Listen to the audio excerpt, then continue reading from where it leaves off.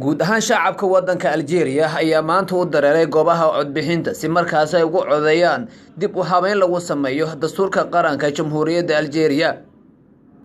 goobaha codbixinta ayaa maanta waxaa la filayaa in malaayiin ruux oo u dhashay wadanka Algeria ay tagaan si markaas ay u ogolaadaan ama ay u diidaan wax ka bedel lagu sameeyo dastuurka qaranka. madaxweynaha wadanka Algeria Abdelmadjid Tebboune ayaa sidoo kale xanuunsanaya isagoo hadda lagu dabiibayo isbitaal military oo ku yaala wadanka Algeria. haddii dadku u dhashay wadanka Algeria ay u codeeyaan in wax ka bedel lagu sameeyo dastuurka qaranka, waxaa laga yaabaa in doorashada dalkaasi la filayo in si degdeg ah markaas u dhacdo, iyada oo xisbiyada mucaaradka ee dalkaasna ay tilmaamayaan in dadka shacabka ay ka codsanayaan in ay u codeeyaan wax ka bedel lagu sameeyo dastuurka qaranka dalka Algeria.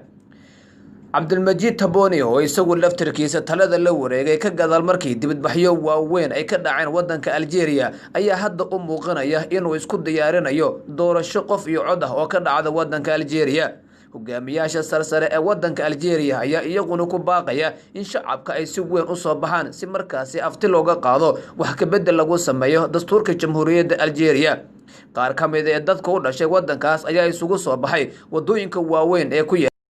gaar ahaan magaalada caasimadda ah ee dalkaas, kuwaas oo diidan wax ka bedel lagu sameeyo dastuurka qaranka. laakiin inta badan shacabka Algeria ayaa doonaya wax ka bedel lagu sameeyo dastuurka si ay u soo doortaan madaxweyne iyagu markaasi codkooda ku yimid.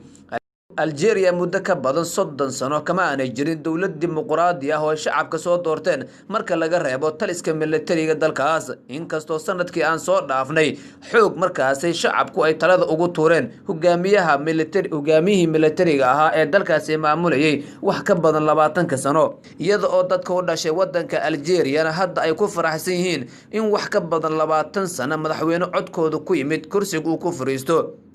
madaxweyne Abdelmadjid ayaa hadda xanuunsanaya, inkastoo ilaa iyo hadda aan si dhab ah loo soo bandhigin xanuunka uu la daala dhacayo madaxweynaha wadanka Algeria.